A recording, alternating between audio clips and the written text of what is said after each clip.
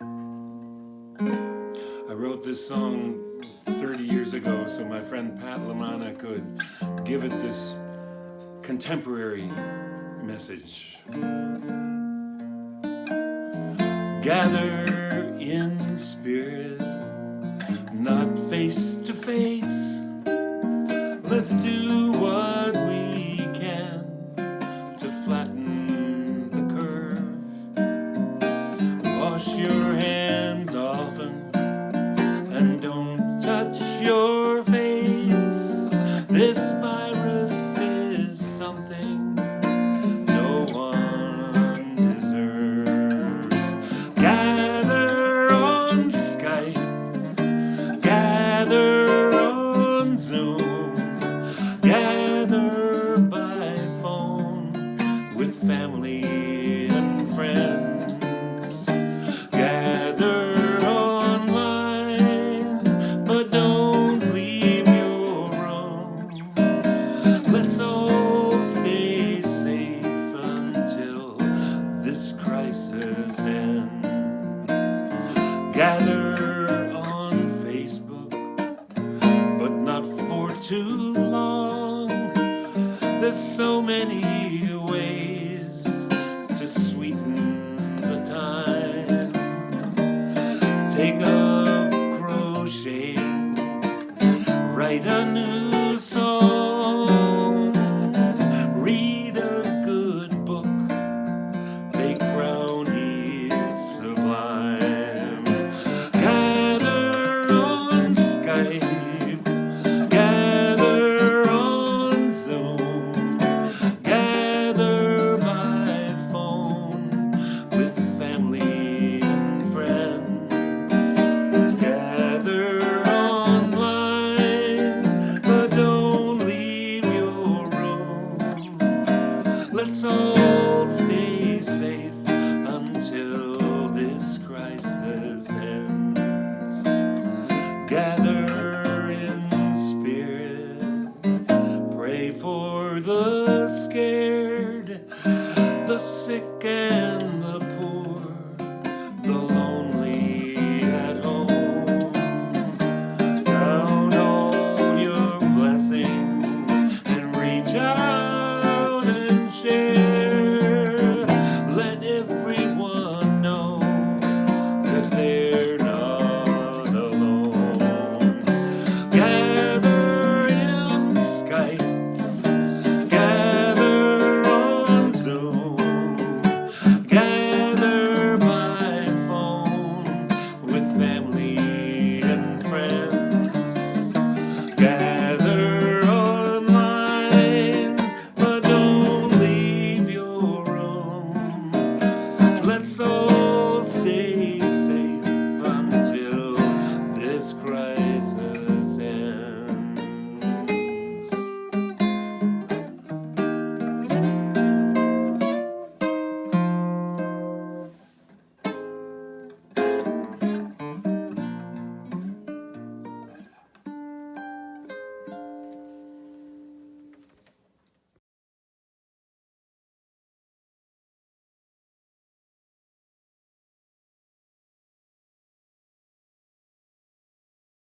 Greetings and welcome to this virtual Sunday service of the Unitarian Universalist Fellowship of Waynesboro for December 27th, 2020. I'm Tom Engel. I've been a member of the fellowship for a couple of years, and I have the privilege of welcoming you to this service.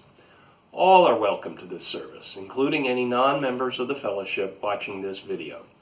I hope you'll find it uplifting and come visit the fellowship on Pine Street once we're able to resume in-person Sunday services. We're meeting in this virtual format, of course, in order to keep everyone safe until progress in combating the pandemic enables us to meet in person again. I know everyone hopes that time will come as soon as possible. Here's a reading to open the service. It's called As We Proclaim Worth by Dan Lambert, minister at First UU of the Palm Beaches in North Palm Beach, Florida. You are welcome here no matter who you are, no matter where you come from, no matter what your background. You are welcome here to join us as we proclaim worth in our spiritual journeys. You are welcome to join us as we sing songs that uplift our very beings. You are welcome to join us in community as we learn, live, and love together. All are welcome as we worship that which gives us each meaning and value. No matter what you call this building, this hour, or this gathering of people, we worship as one body, illuminated by the light of the chalice. We'll get to the chalice lighting in just a minute. Like other churches, we have a minister, a very good one, but you won't get to meet him today. This will be what we call a lay-led service, organized and conducted by regular members of the congregation. But trust me, that doesn't mean the service will be boring. This is the fellowship's last service of the year, and the theme is 2020, that's a wrap. It's meant to be a look back at a tough year, a year of plague and other trials and tribulations, a stock-taking, as well as a gathering of our strength and courage for what lies ahead. Yes, 2020, I bet no one will be sad to see the back of it. In reflecting on some adjectives to describe 2020, I couldn't really think of any that I could repeat in church. This fellowship has been a source of strength for me during this difficult year. It has been what the author of our next reading, David Chapman, calls a sanctuary of the soul. If you are lonely, here you will find a warm companionship. Here in this sanctuary of hope, you can find a new seat at the table of life and feast yourself on love and fellowship, and you will not hunger for the touch of a human hand or an embrace of your searching spirit. If you are afraid or if you have been abused, if you ache with fatigue, here you will find rest. You will be comforted, your spiritual wounds will be dressed, and your courage will be returned to you. You will be led beside the still waters, and your soul will be restored. This is a sanctuary of the soul. There are no boundaries in this cathedral of hope. Finally, as we prepare to light the chalice for today's service, here's a well-known reading from the book of Ecclesiastes, chapter 3, verses 1 through 8. For everything there is a season, and a time for every purpose under heaven. A time to be born, and a time to die. A time to plant, and a time to pluck up that which is planted. A time to kill, and a time to heal. A time to break down, and a time to build up. A time to weep, and a time to laugh. A time to mourn, and a time to dance. A time to cast away stones, and a time to gather stones together.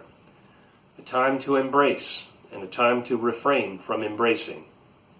A time to seek, and a time to lose. A time to keep, and a time to cast away. A time to rend, and a time to sow. A time to keep silence, and a time to speak. A time to love, and a time to hate. A time for war, and a time for peace.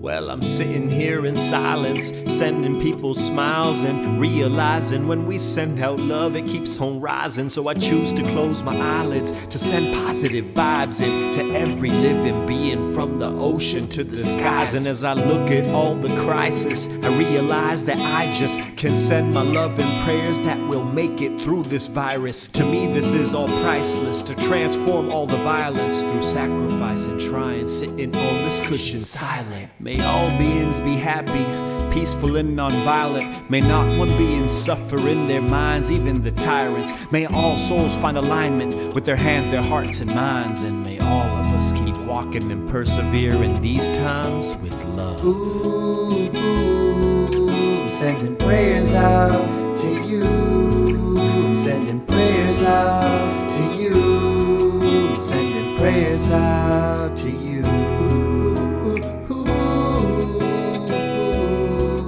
Sending prayers out to you.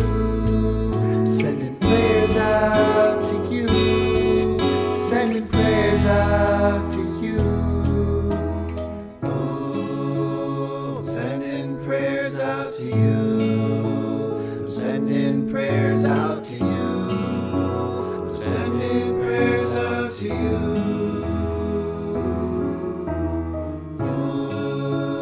Sending prayers out to you. Sending prayers out to you. Sending prayers out to you.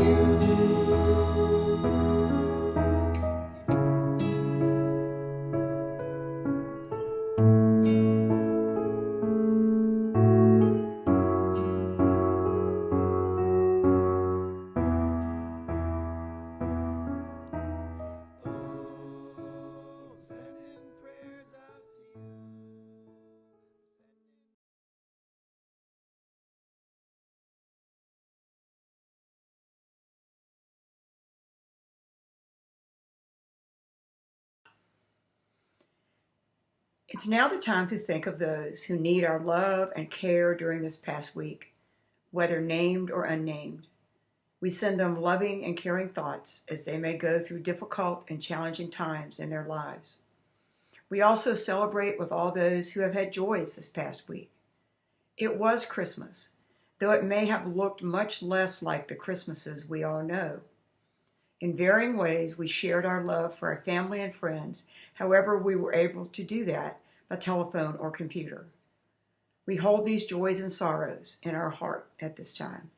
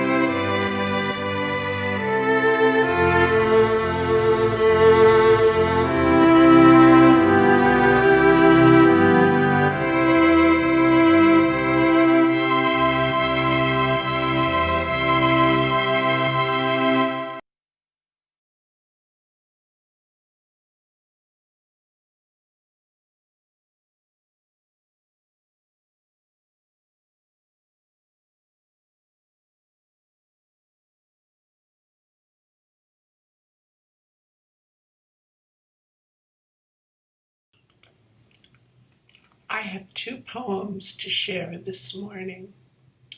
The first is Ode to My Fellow Meeting Attendees by Alicia Jo Rabbins. I love seeing inside your home. I love seeing your cats perch on your chair, your children tear through the room, your small dogs nestled on your laps. I love your house plants and your dressers. And for those of you who are good with technology, I love your fancy backgrounds and what they say about your soul. You love San Francisco, or would live in a jungle given the choice, or are a priestess of the occult with 100 candles and one giant cat. I love your couches and your kitchen cabinets, your hanging pot racks, your bed piled with laundry or perfectly made, your bare walls or tastefully hung art, your surprisingly inspirational bookshelf decorations. Believe in silver script. All these years we've worked together, and only now that we are far apart can we be this unguarded. I remember my 7th grade boyfriend. We never spoke at school, but on the phone at night, there were no secrets between us. My fellow attendees, we are like that now. So separate, so far apart that we can finally invite each other into our holy of holies.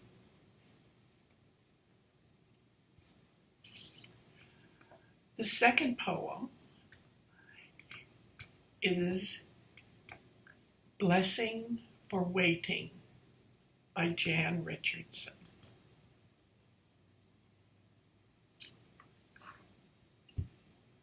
Who wait for the night to end, bless them. Who wait for the night to begin, bless them. Who wait in the hospital room, who wait in the cell, who wait in prayer, bless them. Who wait for news, who wait for the phone call, who wait for a word, who wait for a job, a house, a child, bless them. Who wait for one who will come home, who wait for one who will not come home, bless them. Who wait with fear, who wait with joy, who wait with peace, who wait with rage, who wait for the end, who wait for the beginning, who wait alone, who wait together. Bless them. Who wait without knowing what they wait for or why. Bless them.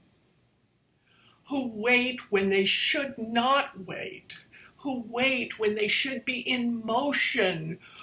Who wait when they need to rise. Who wait when they need to set out. Bless them.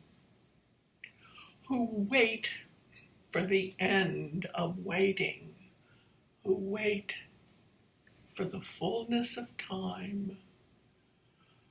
Who wait emptied and open and ready. Who wait for you. Oh, bless.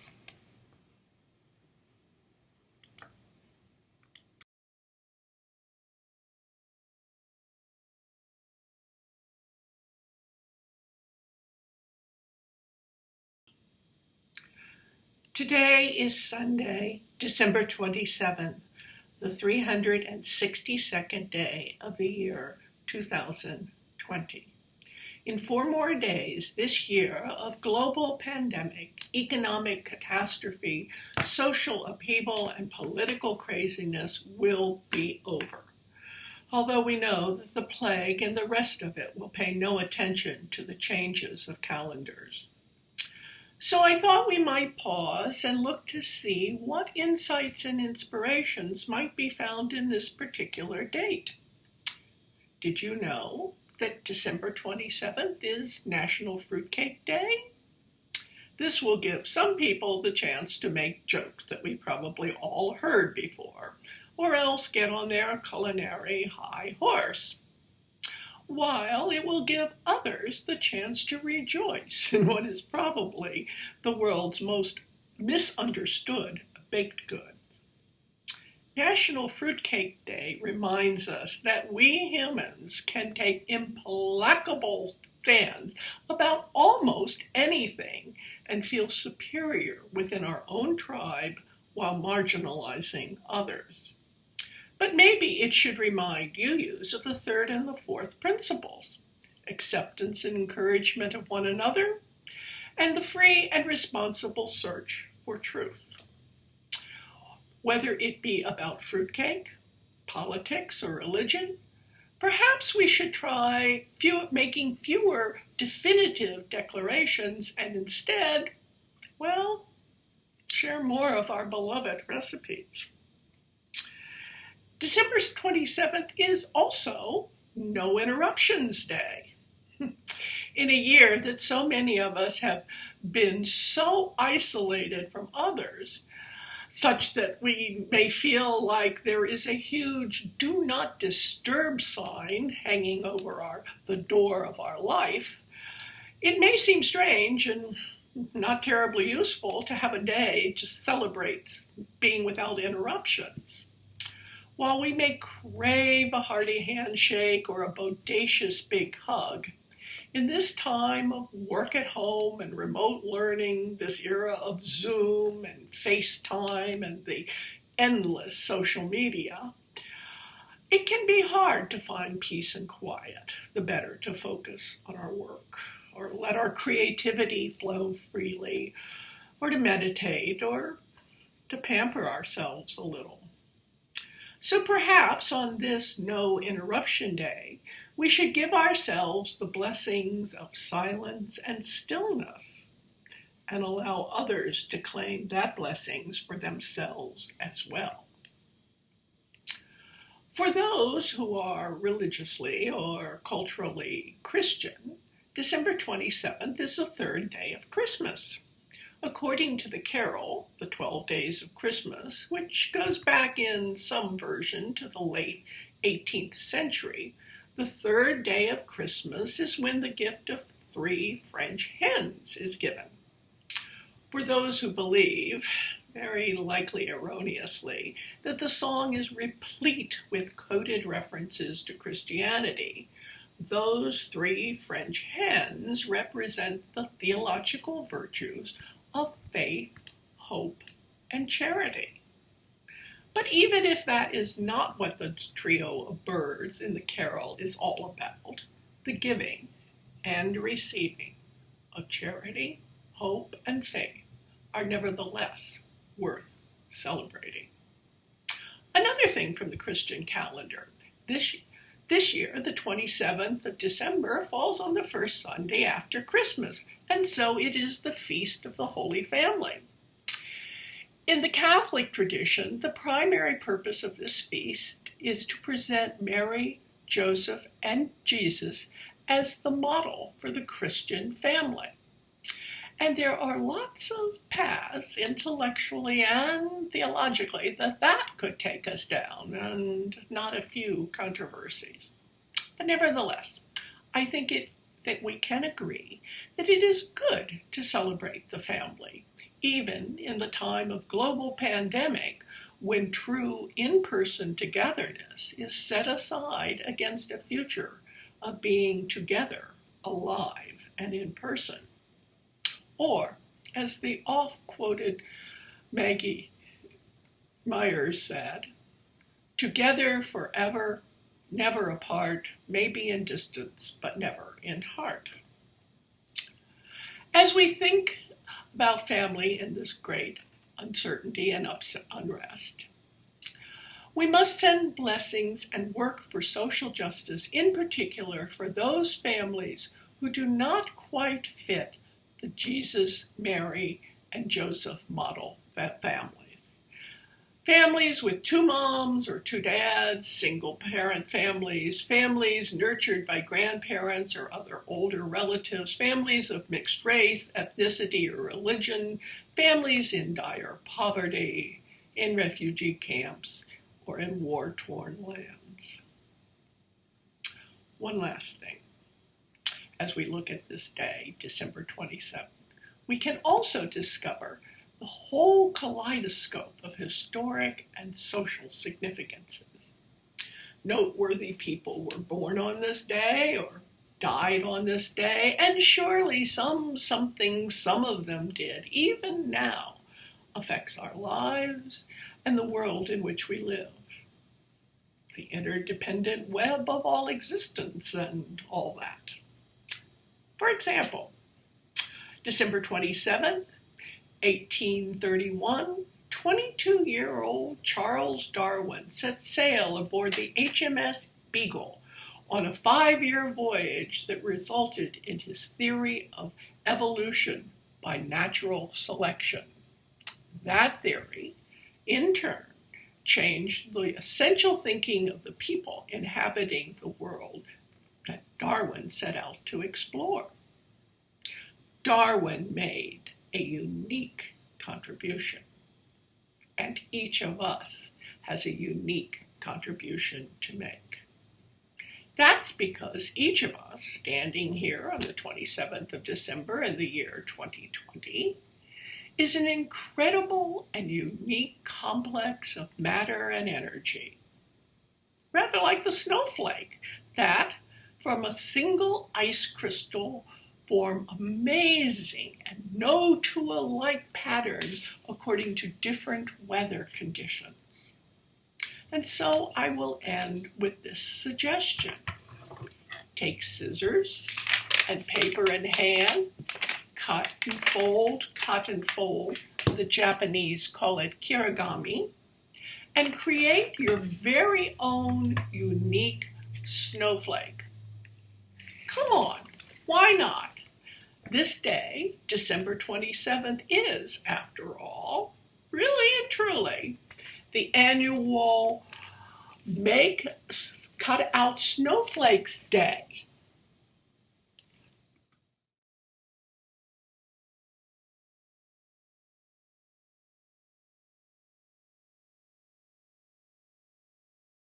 Hello. What a joy it is for me to share my thoughts with you as we approach a new year and say good riddance to 2020. For me, one of the most meaningful aspects of the winter holidays has always been the idea of new light coming into the world. I love the decorations on the trees, the bright lights on the houses, and all of the sparkly things that make up this season.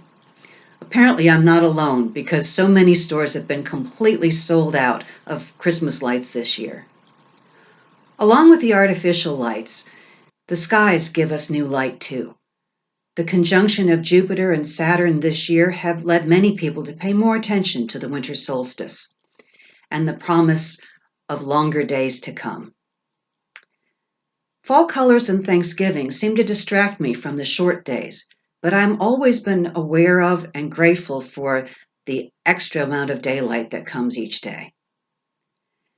I've been coping with isolation and cabin fever by trying to be outside as much as possible, soaking up the sunshine or enjoying the softer, watery light on rainy days. While I'm walking, I try to pay attention to the critters and how they cope with the dark and the cold. Some of them curl up in warm places and hibernate, waiting for it to go away and for better days to come. Others grow fur or feathers and get out there and do their thing. They adapt, find new food sources, or make use of what they've stored up for the summer. Plants, too, have different ways of coping.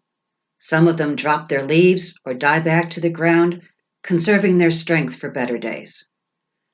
Others of them just keep on keeping on. I still have lettuce growing on my deck. Some of them I wonder about. I have spring bulbs that are up 4 inches already.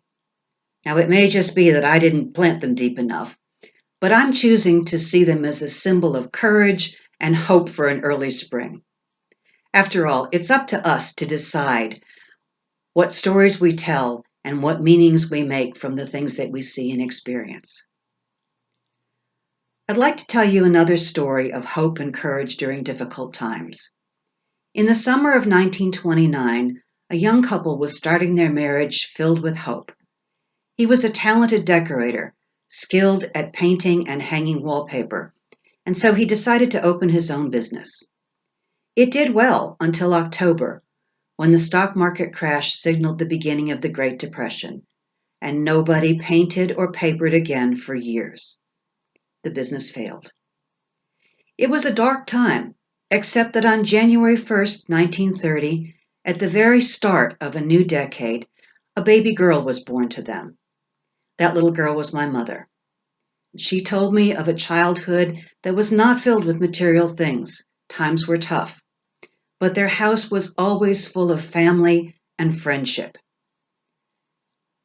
My grandparents never owned a house, but their homes were filled with laughter and love, and of course, the spoiling of grandchildren. As we enter this new year, we know that there are still difficult months to come. And yet, the light increases every day, and the promise of vaccines gives us hope for the end of the pandemic. Find the light that sustains you.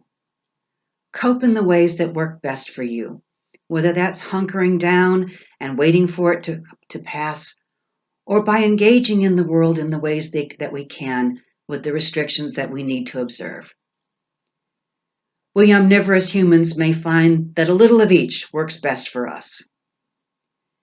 Tell your family stories of hope and courage, and know that you come from strong survivors, and that you are meant to thrive in joy in every season. Happy New Year.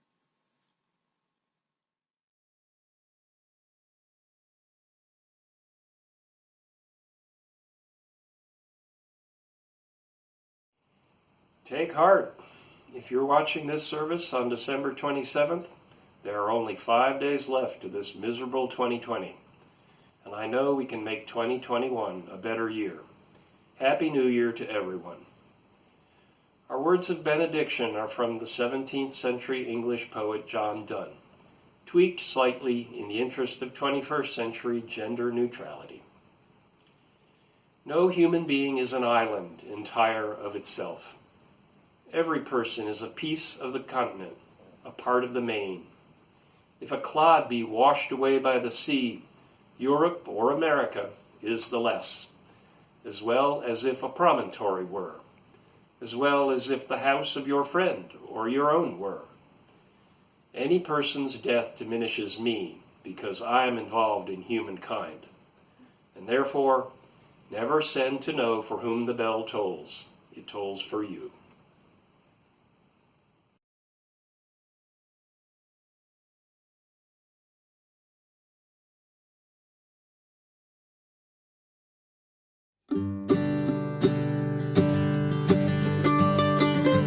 Did you ever walk when your feet were tired?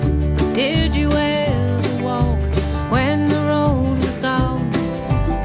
Did you ever sing when your heart was aching? Did you ever sing just 'cause there's a song? I will walk, and I will sing, and I will bring a little courage for the morning, bring a little courage for the day. Did you ever